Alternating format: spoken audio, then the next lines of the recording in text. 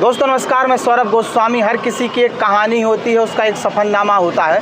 हमारे साथ हैं ओम प्रकाश जी, जो कई पार्टियों में समाज हित को देखते हुए आवाज़ उठाते रहे और लगातार आवाज़ उठाते हैं।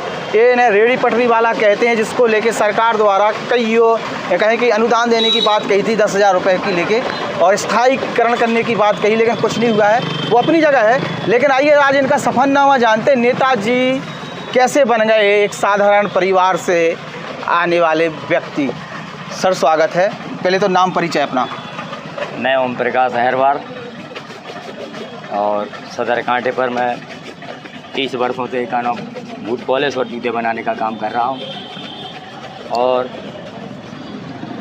रेहड़ी पटरी एक मैंने फुटपाथ मजदूर वेलफेयर सोसाइटी का संगठन बनाया था, जिससे गरीबों को न्याय मिले। लेकिन कई बार फुटपाथियों के लिए यहाँ से उखाड़ा गया और यातनाएं दी गई। फुटपाथ का मैंने अभी तक अपनी ज़िंदगी में कोई लीडर नहीं देखा। फुटपाथ की कोई आवाज़ उठाने वाला कोई व्यक्ति नहीं मिला। यहाँ के विधायक, यहाँ के सांसद, जो भी प्रतिनिधि चुने जाते हैं, वो अपने 5 साल में भूल जाते हैं। यहाँ के गरीबों को भूल जाते हैं, यहाँ के छोटे छोटे दुकानदारों को भूल जाते हैं। और जब चुनाव आता है तो छोटे छोटे दुकानदारों से मिलते हैं, उनकी बात सुनते हैं, उनके लुहाने सपने दिखाते हैं। कहते हैं कि हम तुम्हें रेहड़ी पटरी वालों के लिए एक अच्छा सुंदर मार्केट बनाएंगे। माननीय योगी जी ने भी कहा था कि हम रेहड़ी पटरी वालों के लिए अच्छी डिजिटल मार्केट बना के देंगे। मैंने अखबार में भी देखा था, अच्छा छपा था, देखने में अच्छा लग रहा था। मीडिया अच्छा छाप रही थी, अच्छा लग रहा था देखने में कि दुकानें गरीबों के लिए अच्छी बनी हुई हैं। सपने देख रहे थे। हाँ, सिर्फ वो अखबार में बनी रह गई।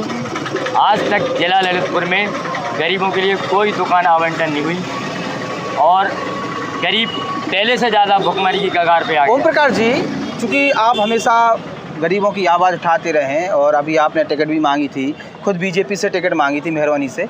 अच्छा, बात ये करते हैं कि सबसे पहले लोग आपके बारे में जानना चाहते हैं कि आखिरकार ओम प्रकाश जी हैं कौन। आपने कहा आप 40 साल से यहाँ पर दुकान लगा रहे हैं, तो आपके पिताजी क्या करते थे, आप कितने पढ़े लिखे हैं, कितने भाई बहन हैं, शहर में कहाँ रहते हैं, इसके बारे में थोड़ी जानकारी देंगे।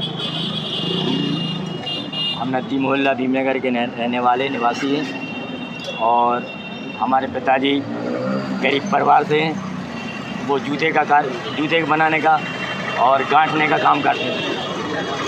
हमारा शुरू से ही यही व्यवसाय चला आ रहा है और कोई रोज़गार का साधन नहीं है और हमारा पूरा मोहल्ला भी इसी पे डिपेंड है। और जब हमारा जूते का कार्य समाप्त हो गया, जब हम लोग भूखों मरने लगे, तो हमारे मोहल्ले के कुछ लोग फल फ्रूट का भी काम करने लगे। यानी हम लोगों को ये बताइए, ये समझ लीजिए कि हम लोग भुखमरी की कगार पर पहुंच चुके हैं। अब जूते के व्यवसाय में वो दम नहीं रहा और यहाँ के बड़े बड़े धन्ना सेठों ने जूते का व्यवसाय कर लिया है। अब छोटे छोटे जो लघु दुकानदार थे, अब वो भुखमरी कगार पे। वो तो थोड़ा बहुत हम जो जूता गांठ लेते हैं, किसी की चप्पल जोड़ देते हैं, किसी का जूता पॉलिश कर लेते हैं, इससे हमारा गुजारा हो जाता है। अब जूते बनाने में वो फ़ायदा नहीं, मटेरियल महंगा हो गया है। और कितने भाई बहन हैं आप? हम 4 भाई हैं और बहनें नहीं हैं हमारी। माता पिता भी हैं? माता पिता सब खत्म हो चुके थे, सब शांत हुए। हाँ, शांत हुए। कैसे आपकी पढ़ाई लिखाई हुई, क्या शिक्षा दीक्षा हुई? हम कक्षा 8 तक पढ़े। कहाँ पढ़ते थे आप? हमने यहाँ से फिर फार्म भरा था लागोन से। लागोन से पढ़े। हाँ। शुरुआती शिक्षा जैसे 1, 2, 5? हम 24 नंबर 1 में पढ़े, कक्षा 5 तक। फिर केदवई में पढ़े हम कक्षा 8 तक। वो वहाँ पर हम 8 फेल हो गए थे। फिर हमने लागोन से कोशिश की। ये पढ़ते थे जब, आज से कितने साल पुरानी बात है? बहुत साल पुरानी। करीबन मतलब 35 साल, 40 साल, 50 साल? कम से कम 30 साल। 30 साल पुरानी। आप कह रहे 40 साल से आप दुकानदारी कर रहे हैं, तो आप कह रहे 40-50 साल के तो आप होंगे कितने? 55। पढ़ाई कब चालू की थी आपने? पढ़ाई की थी हमने शुरू से, यानी 5 तक। थोड़ा सा ध्यान नहीं। 5 साल के थे जब हमने कक्षा 1 में प्रारंभ। तो मैं जब पढ़ते थे, जब करीबन 45 साल पुरानी बात बता रहे हैं आप। हाँ। क्या हो गया, कुछ हो गया क्या? तो अच्छा चलिए, वो ठीक है। पारिवारिक बात, उस समय के कुछ दोस्त याद होंगे? हाँ, दोस्त यार कुछ तो मर खप गए हैं। मतलब आप तो जिंदा है ना अभी? हाँ। कुछ दोस्त हों तो उनके नाम बताइए।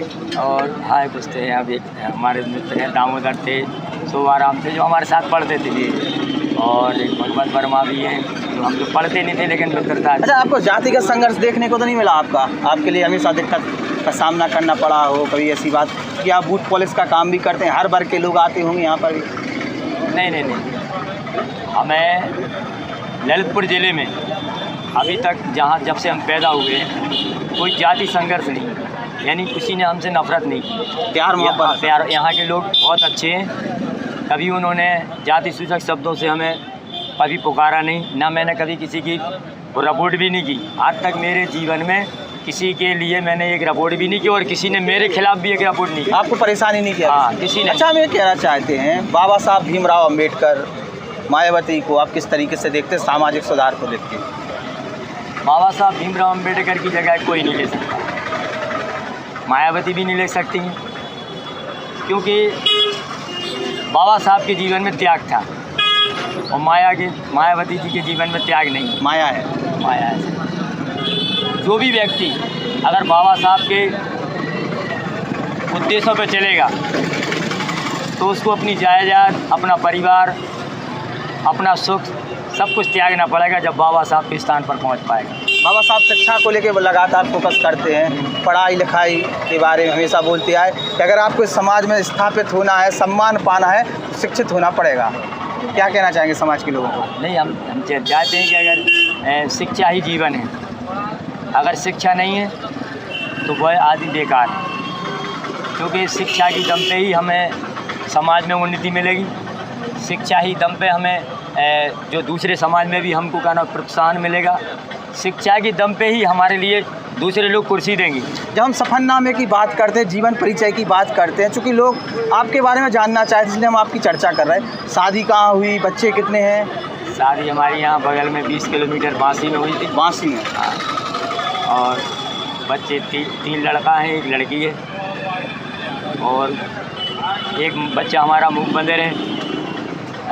माननीय मुख्यमंत्री से वार्ता भी हुई, योगी जी से आपकी बात हुई? वार्ता हुई थी, और माननीय प्रदेश के मुखिया ने कहा था कि आपके जो विकलांग बच्चा है जो 100% है उसके लिए नौकरी का भी कहा था कि इसकी नौकरी लग जाएगी, और लेकिन इसको आप पढ़ाइए। तो उन्होंने यहाँ के जिलाधिकारी महोदय से कहा था, अन्नवी थे, अन्नवी दिनेश कुमार। हाँ, दिनेश कुमार अन्नवी थे। उनसे कहा था कि आज से जिलाधिकारी की ये जिम्मेवारी है इनके बच्चे के लिए देखभाल करें, अगर इनका इलाज हो सके तो इनका इलाज भी करवाएं, दिखा लें, किसी डॉक्टर को दिखा लें। तो एक बार हमें फ़ोन आया था कि जिलाधिकारी के ऑफिस से आया था कि आपके बच्चे का ऑपरेशन नहीं हो सकता क्योंकि वो उम्र काफ़ी हो गई है। अगर छोटा होता, 5 साल का होता, तो उसका ऑपरेशन हो जाता, लेकिन वो पढ़ाई लिखाई का फ़ोन अभी तक नहीं आया। आप मान लीजिए योगी जी से बात हुई, तमाम चीज़ हुई, आप क्या प्रशासन के पास गए या स्थानीय नेताओं ने आपसे संपर्क किया? चूँकि चुने हुए जनप्रतिनिधियों की जिम्मेदारी है, पार्टी के संगठन के लोगों की जिम्मेदारी। जनप्रतिनिधि दोनों तो जनप्रतिनिधि थे जब हमारी वार्ता हो रही थी, वहाँ साथ ही में? साथ में दोनों बैठे थे अगल बगल में। माननीय मुख्यमंत्री, माननीय मंत्री महोदय बैठे थे, माननीय सदर विधायक जी बैठे थे। ब्यूरोक्रेसी भी होगी, उनके सामने हुई वार्ता।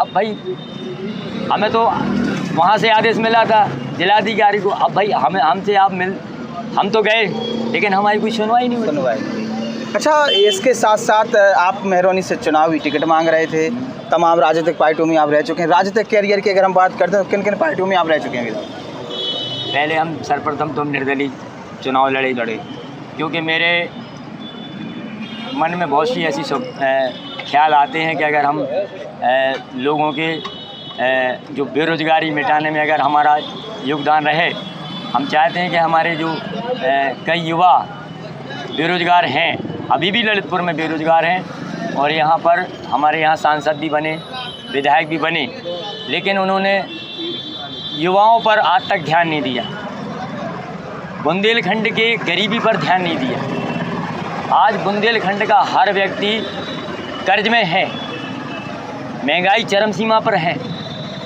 आज देख लीजिए 120 रुपये किलो टमाटर है हमारे यहाँ, 1150 का सिलेंडर है। एक तरफ आप अगर हम लोगों को अनाज दे रहे हैं, अनाज तो पहले भी मिलता था, पहले नहीं मिलता था, पहले पैसे में मिलता था 100 रुपये में, आप 100 रुपये नहीं ले रहे आप, लेकिन आप 100 रुपये का अनाज दे के हमें 650 रुपया का तो हमारे टैक्स ले रहे हैं आप, सिलेंडर में तो आप खींच रहे हैं खाल। मतलब महंगाई है, कहीं ना कहीं महंगाई। अरे सिलेंडर में आप 650 ज़्यादा ले रहे इन्हीं हैं। मुद्दों को लेके चुनावी मैदान में आ गए थे। हाँ, और एक और है कि यहाँ पर कोई जो शिक्षा है गरीबों के लिए, वो शिक्षा सही। आप कभी बीएसपी में नहीं रहे क्या? बीएसपी में रहा और अभी मैं बीएसपी से फिर चुनाव लड़ाऊँ। अच्छा भी, तो आखिरकार क्या है, कैसे आप बीजेपी में भी चले गए थे? आप फिर क्या है कि आपको क्या बीजेपी ने टिकट नहीं दी? पत्रकार महोदय, मैंने भारतीय जनता पार्टी से मेहरौनी से भी टिकट मांगा था। चलो ठीक है, मेरी मेहरौनी से टिकट मांगना एक नादानी थी। काहे की नादानी? आप वैसी कार्यकर्ता है, हर कोई मान सकता एक है। गरीब आदमी चांद को नहीं छू सकता। अच्छा, कई गरीब ऐसे हैं जो बिना गरीबी में जाके जीत के आए हैं। हमारे पास पूंजी नहीं है चुनाव लड़ने की। चुनाव लड़ना और पूंजी का अपना अलग खेल है, पार्टी भी तो फंड देती होगी। देती, मैंने सिर्फ सुना था। अच्छा, कि माननीय प्रधानमंत्री नरेंद्र मोदी जी चाय बेचने वाले गरीब लोगों को टिकट देते हैं। हाँ। मैंने तो एक उनकी जो मैंने उनके अंदर जो भावना देखी कि ये गरीबों को भी टिकट देते हैं। मैंने देखी एक सारंग था, वो साइकिल से चलता था, उसको भी टिकट दी, सारंग विधायक भी बना और फिर सांसद भी बना। और यहाँ तो एक कोई एक बर्तन मांजने वाले के कोई लोधी जी हैं। हाँ। जवाहर लोधी जी, वो भी तो जीत मैंने के आए। उनको देख के मेरे अंदर भी एक प्रेरणा आई, अंदर से उत्साहित हुआ कि हो सकता है यार मैं भी अगर बहती गंगा में हाथ धो लूँ, हो सकता है पुलिस वाले को टिकट दे दे। लेकिन नहीं हुआ। लेकिन ऐसा नहीं हुआ। पार्षद की टिकट भी नहीं दी। पार्षद की टिकट भी। तो यहाँ के जो कार्यकर्ता हैं वो योगी जी और मोदी जी के मिशन पर नहीं चल रहे। आज भी परिवारवाद में फैले हुए हैं। और जो